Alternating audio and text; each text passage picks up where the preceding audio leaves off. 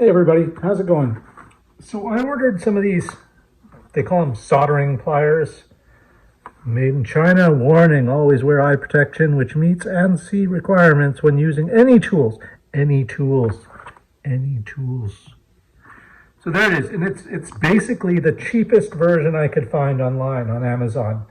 Saw an ad for them, they were like 30 bucks. I'm like, that's not too bad. So I thought I looked into them and thought, well, I don't know if they're any good. So I thought I'm going to find the cheapest ones I could. And these were 11 bucks on Amazon. So, and from what I read, there's not much difference in any of them. They got these little clear plastic protectors on the caps, on the end. Oh, and I took the red parts off too. Those aren't supposed to come off that I know of. Well, don't really need them either though, so not that it matters. It matters not. And it has this little ratcheting feely, so it'll hold them at varying openings, like that far and that far. So what do we have? We got one, two, three, four, five, six position, or maybe seven. 1, 2, 3, 4. Actually, you've really only got like 4 positions. Anyway, it matters not. So what I've got is I've got a wire here. We're going to just cut it in half and splice it back together. Let's snip it, that's roughly half. Not that it has to be perfect. Wire cutters on this thing suck. It's a great stripper though.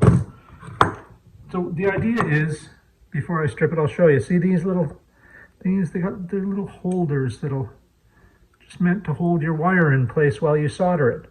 Just push that one in. Come on, get in there. There we go, like that. See how that holds it?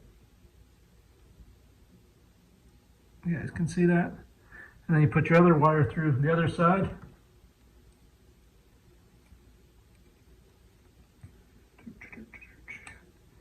Except the ends will be stripped, and then you just push them together, solder her up, and you're good to go. So let's pull those out. Strip back a little bit. It's a bit too far, but oh well. That's the real world. Sometimes things go too far and you have to work with what you got. So we're going to do that. It's not a big deal. So let's get that one in place.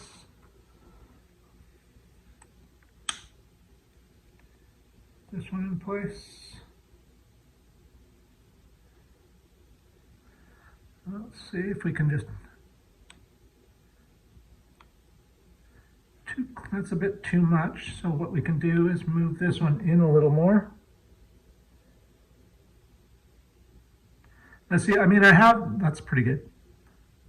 I have one of those vice type thingies, you know, with the heavy base and the magnifying lens and the alligator clips on the arms that you can use for this, and they work fabulous. But I can take this into the car under the dash or on the console and, you know, just prop it up against somewhere and solder away. Sorry, you guys can't even see that. Like that. So that's exactly what I'm going to do here as a demo. So I'm going to find something. Let's go with that. And we'll just place those. Of course it's blue, so you can't really see. Let's give you guys something so you have a color difference here. Put that there.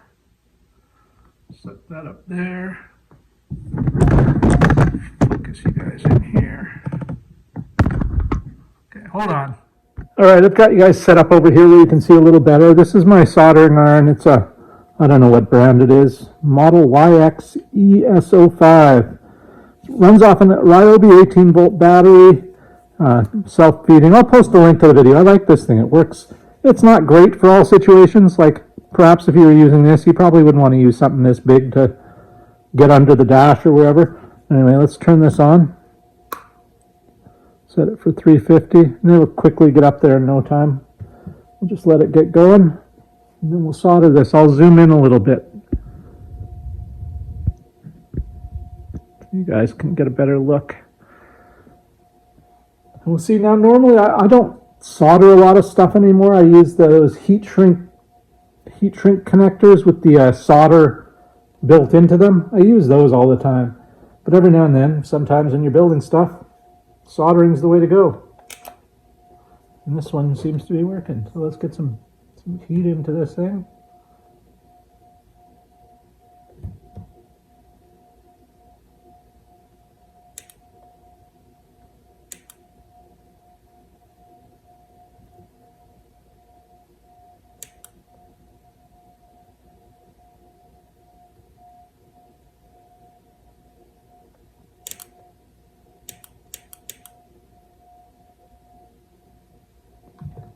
All right, well, my soldering is terrible, so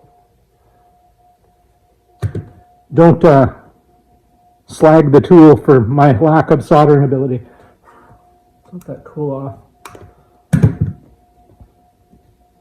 There you go. So it's definitely not a clean solder joint, but it held the. That's not what I'm trying to show you guys here. I'm trying to show you that it holds the wire so you can solder it. Perhaps solder it better than I can.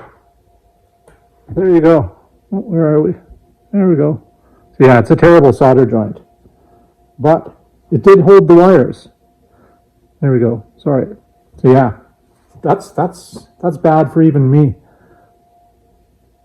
It's holding though. Look at that. Pull the thing right off of there. Anyway, so that's that. It does work. You can ratchet it. Let's zoom you back out here. So yeah, they ratchet. They're kind of like those hose clamp pliers, the ratcheting system on them. Same type deal, except there's no spring on this. And I guess you don't really want one because you don't want it to be normally sprung closed. So they do what they do, and they do what they say they do, and they work. And for, I don't know, I can't speak on the better quality ones.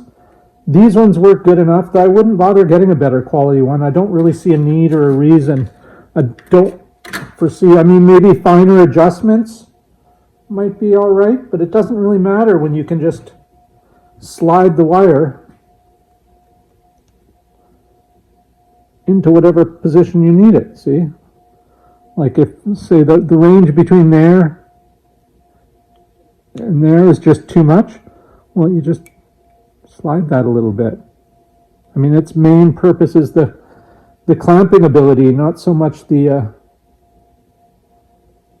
precision with, you can adjust it. Anyway, I'm just making a mess here.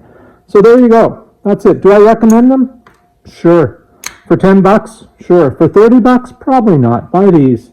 I'll post a link to the ones I bought down below and you guys can try them out for yourself if and you want. So thanks everybody. Don't forget to like, comment, subscribe, and share, and have a great day. See you later.